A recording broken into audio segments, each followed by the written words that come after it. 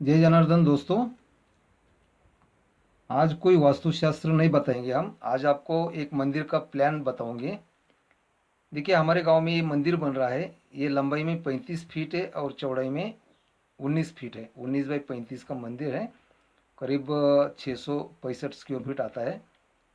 तो इसका पूरा खर्चा निकला हुआ है। स्टील कैसे कैसे डालना है वो भी दिया हुआ है। देखिए, ये प्लान है। ये 19 बाई 19 का आगे मंडप आता है और 13 फीट बाई 13 फीट का गाभारा बन जाएगा मंदिर का। और 3 फीट का तीनों तरफ से इसको प्रदक्षिणा मार्ग भी रखे हुए हैं। देखिए, ये कॉलम नंबर दिया हुआ है, 4 कॉलम गाभारे के और ये 4 कॉलम आपको आगे मंडप के लिए दिया हुआ है। इसमें एक ग्राउंड बीम लिख के दिया हुआ है, ground beam number 2, ground beam number 1, ground beam number 3। इसी तरह ग्राउंड बीम का नंबर भी दिया हुआ है।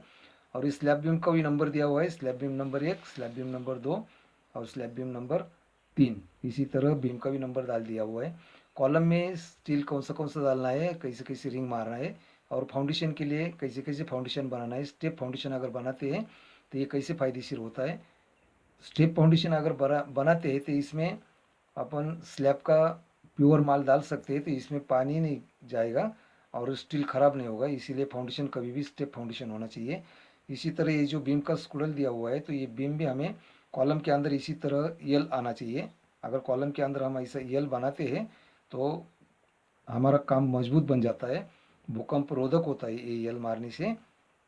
इसी तरह अभी आपको इसका स्ट्रक्चर भी दिखाता हूँ, स्टील स्ट्रक्चर कैसे कैसे दिया हुआ है। अभी कॉलम नंबर बीम नंबर सब डाला हुआ है, तो इसका स्ट्रक्चर दिखाता हूँ। देखिए, ये बीम का स्ट्रक्चर स्टील का स्ट्रक्चर दिया हुआ है।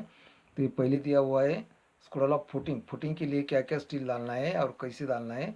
10 mm का ये कारीगर को आप दिखाएंगे तो ये कारीगर इसी के हिसाब से पूरा फाउंडेशन भी बना के देगा, आपको कॉलम भी बना के देगा, बीम भी बना के देगा इसी के हिसाब से, और स्लैब का स्ट्रक्चर भी इसी तरह से बना के देगा।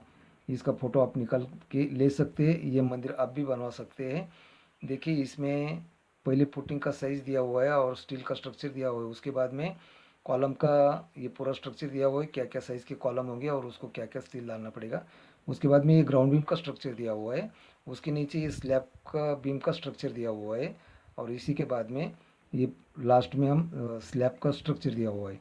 स्लैब बहुत ज़्यादा नहीं आता है, तो इसका स्ट्रक्चर और पूरा स्टील अभी इसका क्वांटिटी भी निकल के दिया हुआ है, कौन सा स्टील कितना लगेगा और क्या क्या लगेगा। तो इसका क्वांटिटी भी आप देख सकते हैं। देखिए, इसमें आपको 16 mm का स्टील 75 kg, 12 mm का स्टील 850 kg, 10 mm का स्टील 150 kg और 8 mm का स्टील 350 kg। इसी तरह 1400 kg स्टील लगेगा। तो 1 लाख का स्टील हो जाएगा। उसके बाद में सीमेंट 1 लाख का हो जाता है। ये पूरा मटेरियल का हिसाब निकल के दिया हुआ है। रेती कितना लगेगा, खड़ी कितना लगेगा, वीट कितना लगेगा, दगड़ कितना लगेगा, मुरुम कितना लगेगा, ये सब आप लिख के भी ले सकते हैं और इसी तरह मंदिर बना भी सकते हैं। तो इसके मजदूरी हो गए 1,67,000, टोटल हो गए 8,62,000। उसके बाद में आपको और मूर्ति का खर्चा है, कलश का भी खर्चा कम से कम 3.5 लाख तक जाएगा। तो ये 8.5 और 3.5 12 लाख तक ये मंदिर बन जाएगा। देखिए, ये मंदिर कैसे दिखता है। अभी मंदिर का फ़ोटो भी आपको दिखाता हूँ।